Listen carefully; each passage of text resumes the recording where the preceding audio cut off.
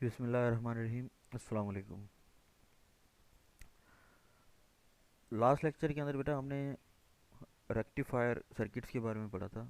Full wave bridge rectifier, उससे पहले full wave centre tap transformer, और उससे पहले हाफ वेव रेक्टिफायर पढ़ा था। ठीक है।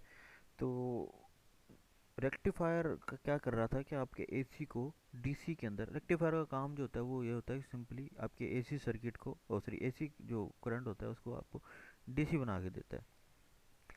तो जो हम सर्किट पढ़े हैं अब तक उसके अंदर हमें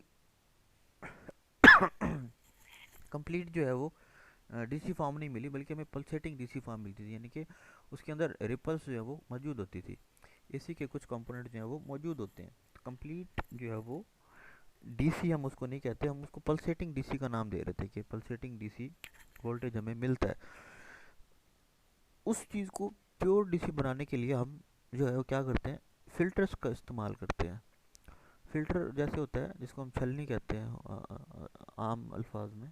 तो फिर वो यही करता है कि जो है ना, जो डिज़ायर्ड चीज़ होती है हमें वो मिल जाती है, और जो अनडिज़ायर्ड पार्टिकल्स होते हैं वो उसके अंदर से फ़िल्टर हो जाते हैं, छन जाते हैं। वो चीज़ें जो है वो आउटपुट में नहीं मिल रही होती।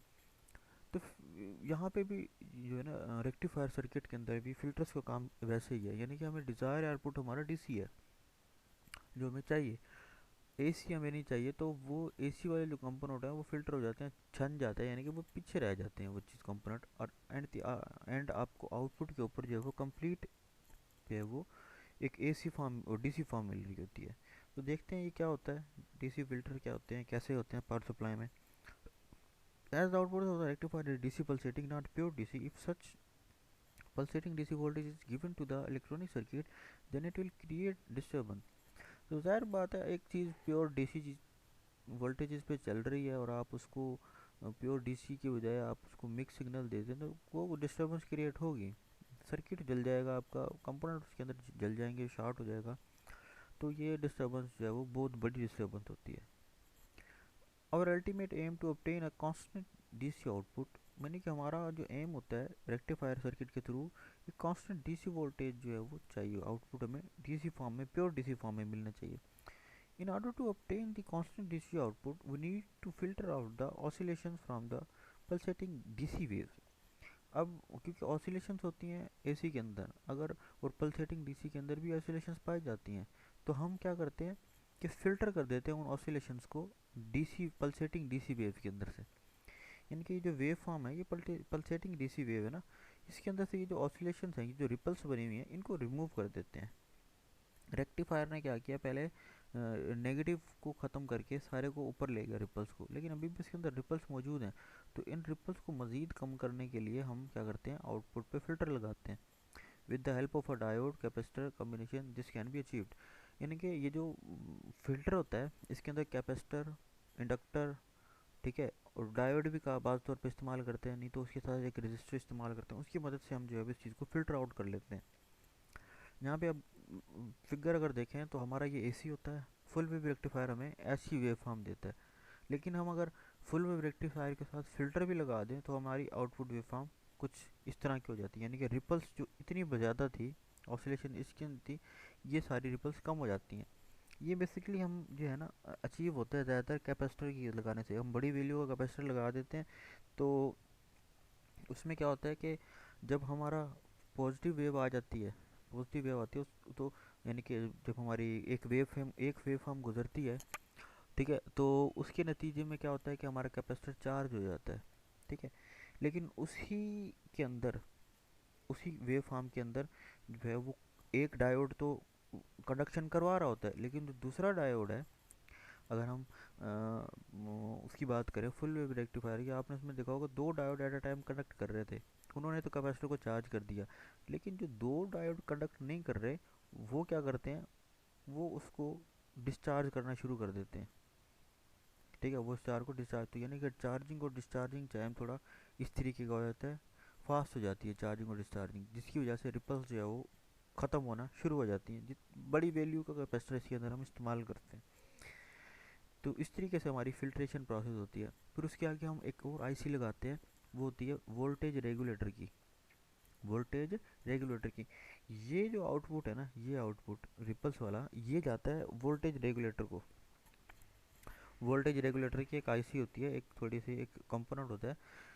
वोल्टेज रेगुलेटर जो है वो हमें मुख्तलिफ वोल्टेज की मिलते हैं, ठीक है। 5 वोल्ट की होती है, 12 वोल्ट, 7 वोल्ट, 24 वोल्ट। ये आउटपुट जब इन आईसीयों को मिलता है तो वो क्या करता है, एक कांस्टेंट जो है वो आउटपुट आपको प्रोवाइड कर देते हैं।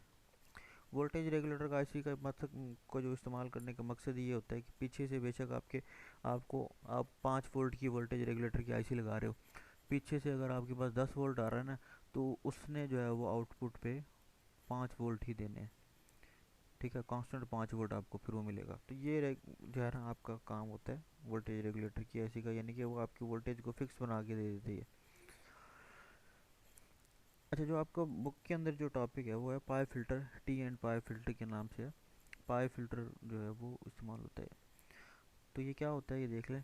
It is also called capacitor input filter, यानी कि इसके ऊपर जो इनपुट जा रहा होता है हमारा वो कैपेसिटर पे, यानी कि यहाँ पे जो पावर सप्लाई है, सॉरी, ये जो चीज़ है, ये वाला जो आउटपुट है, ये वाला आउटपुट ये मिलता है हमें इस जगह पे, ठीक है। अब यहाँ से आगे क्या काम होता है वो देखते हैं। क्योंकि ये जो है वो पाए की शक्ल इख्तियार कर लेता है थोड़ा, ये इस टाइप में, तो इसको उसी वजह से पाइप फिल्टर का नाम दिया। और इसको सीएलसी भी कहा जाता है क्योंकि एक इंडक्टर होता है इसके अंदर और 2 कैपेसिटर। सीएलसी, पहला कैपेसिटर फिर इंडक्टर फिर कैपेसिटर, इस वजह से इसको सीएलसी जो है वो सर्किट का या सीएलसी फिल्टर का नाम भी दिया गया है। The pipe filter is used at low output current and high DC voltage, output voltage is required. अच्छा, इसको पहली चीज़ तो ये याद रख लें कि इसको इस्तेमाल वहाँ किया जाता है जहाँ पे आपको आउटपुट कम और वोल्टेज ज़्यादा चाहिए, ऐसी जगहों पे इसका इस्तेमाल किया जाता है। It consist of 2 capacitor C1 and C2 and an inductor connected in form of a Greek letter pi, यानी कि ये कुछ आपस में कनेक्टेड ऐसे होते हैं कि पाई की शेप दे रहे होते हैं, इस वजह से इसको पाई का जो है वो सर्किट का नाम दिया गया है। The output voltage coming from the rectifier also consist of ऐसी कंपोनेंट, जैसे कि पहले भी हमने ये चीज़ पढ़ी कि जो आउटपुट हमें रेक्टिफायर की तरफ से मिल रहा होता है ये, तो इसके अंदर रिपल्स मौजूद हैं, एसी के कुछ कंपोनेंट मौजूद हैं, ऑसिलेशंस मौजूद हैं, जिनको देख के हम कह सकते हैं कि यहाँ पे प्योर डीसी नहीं है, ऑसिलेशंस हैं इसके अंदर। तो इसका मतलब है यहाँ पे एसी के कंपोनेंट मौजूद हैं। Thus it is crucial need to remove these AC ripples to improve the performance of device, ठीक है, यानी कि इन AC ripples को हमें ख़त्म करना है।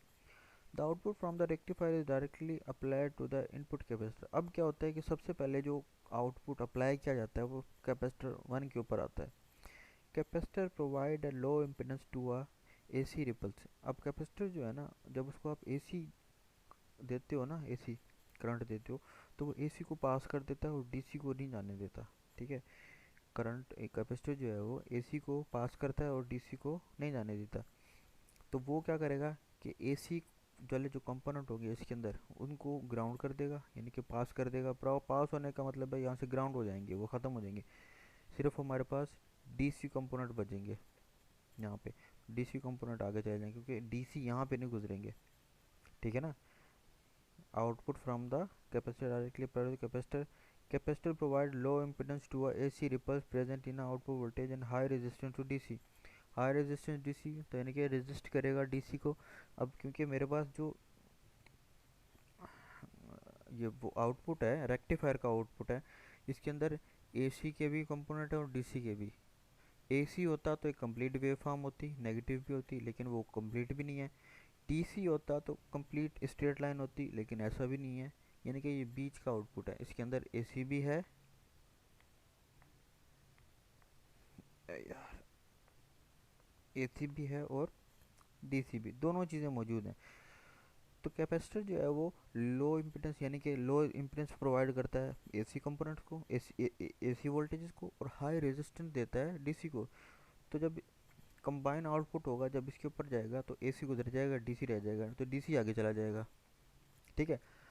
अब इंडक्टर क्या करता है, इन डीसी को पास कर देता है, डीसी को पास कर देता है, और एसी जो है वो अपने अंदर उसको जो है यूज़ कर लेता है। अगर कोई एसी कंपोनेंट रह गया है तो वो उसको फील्ड के तौर पे ऐसा यूज़ कर लेता है। Therefore most of the A C ripple get past, यानी कि ज़्यादातर जो रिपल्स होती हैं वो बाईपास हो जाती हैं इस कैपेसिटर से। ठीक है, और सिर्फ ए सी जो है वो हमें प्योर मिलता है। जब ए सी जो है वो इसके अंदर से गुजर जाता है, अच्छा इसके अंदर there is residual AC components which are still present in DC filter, DC signal are get filter when they pass through the inductor coil through the capacitor connected parallel across the load. ठीक है, अब कुछ जो components बचे हुए होते हैं वो एसी के, वो इस इंडक्टर जो है वो इंडक्टर रिमूव कर देता है। अब ये डीसी को पास करने देगा अगेन। ठीक है, तो यहाँ पे हमें जो है वो कंप्लीट जो है वो डीसी वेव फॉर्म और डीसी आउटपुट जो है वो मिलता है। ये C2 कैपेसिटर जो है वो इसलिए लगाया गया है कि अगर फिर भी कोई एसी कंपोनेंट इस इंडक्टर कॉइल से रह गया है, वो इस कैपेसिटर 2 के थ्रू बाईपास हो जाएगा। इसकी वैल्यू बड़ी होती है और इसकी वैल्यू छोटी लगाई जाती है, क्योंकि जो शुरू में यहाँ काफ़ी सारी जो है वो हमें रिपल्स जो है वो ख़त्म करनी होती है। तो इस वजह से हम क्या करते हैं, तो यहाँ पे बड़ी वैल्यू का कैपेसिटर लगाते हैं। क्योंकि बड़ी वैल्यू का कैपेसिटर लगाने का मतलब ये है कि वो सारे के सारे एसी वोल्टेज को बाईपास कर देते हैं, सारे के सारे आईसी वोल्टेज को अपने अंदर से पास कर देता है। बचे हुए वोल्टेज हैं वो इसको ये कनेक्टर इंडक्टर जो है वो फिल्टर कर देता है। फिर भी अगर कोई चीज़ रह गई है, ठीक है, थोड़ा बहुत अगर कोई भी फिर भी इसके अंदर एसी कंपोनेंट है, तो वो उसको C2 बाईपास करता है। तो एट द एंड लोड के ऊपर हमें जो वो प्योर डीसी फॉर्म मिल रही होती है। लेकिन उसके आगे हम फिर एक वोल्टेज रेगुलेटर की आईसी लगाते हैं, जो जितने हमें वोल्टेज चाहिए होते हैं तो उसके मुताबिक वो रेगुलेट कर देते हैं। 5 वोल्ट, 10 वोल्ट, या सॉरी 12 वोल्ट है, 7 वोल्ट है, कुछ भी जितने भी चाहिए उस हिसाब से आप जो है वो आईसी लगा देते हैं। In this way the efficiency of the filter is increase multiple time. इस तरीके से जो हमारी जो फ़िल्टर की एफिशिएंसी है वो बहुत ज़्यादा जो है वो इंक्रीज़ हो जाती है। तो ये जो है वो आपका फ़िल्टर होता है, फ़िल्टर लगाया जाता है इस तरीके से, ताकि आपके जो एसी सिग्नल है उसको, सॉरी डीसी सिग्नल है, वो जो डीसी वोल्टेजेस हैं उसको फ़िल्टर किया जा सके। ठीक है, फ़िल्टर कर होता ही है कि आप जो है वो कम्प्लीटली एसी कंपोनेंट को जो है उसके अंदर से रिमूव कर दें। हमारे पास क्योंकि रेक्टिफायर का जो आउटपुट होता है उसके अंदर एसी और डीसी दोनों चीज़ें पाई जाती हैं। अगर हम एसी को निकाल दें तो बाकी डीसी बचता है ना, तो हमारा मकसद ये है कि हम एसी को निकालें।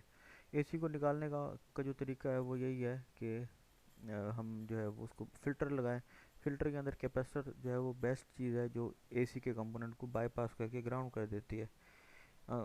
ये जो है वो फिर इस तरीके से जो है वो सारा कंपो जो फंक्शन जो है वो परफॉर्म होता है। ठीक है, ये सम बिल्कुल ऐसे ही है जैसे हमें चाय के साथ पत्ती नहीं चाहिए होती। हम सिर्फ चाय का अच्छा हमने एसी का इस्तेमाल किया डीसी बनाने के लिए, हमने पत्ती का इस्तेमाल करते हैं चाय बनाने के लिए, लेकिन एट द एंड हमें पत्ती तो चाहिए नहीं होती ना चाय पीने के लिए, तो हम छलनी का इस्तेमाल करते हैं उसको छानने के लिए। सेम वही प्रोसीजर यहाँ पे अप्लाई हो रहा है। ठीक है, तो उम्मीद करता हूँ आपको समझ आ गई होगी। अगर इसको पढ़ लेना, बुक के अंदर ये चीज़ें लिखी हुई हैं बड़े आसान अल्फाज में। मैंने जो आपको एक बुक दी थी रेफरेंस के लिए एक डिजिटल, उसके अंदर ये चीज़ लिखी हुई है, उसमें बहुत डिटेल में है, ज़्यादा डिटेल में मत पढ़ना, आप कंफ्यूज हो जाओगे। तो उसको पढ़ लेना, अगर ना समझ आया तो आप मुझसे पूछ सकते हैं फिर भी। ठीक है, अगले जब लेसन में जब लेक्चर के अंदर हम एक और नया टॉपिक डिस्कस करेंगे। तब तक के लिए अल्लाह हाफिज़।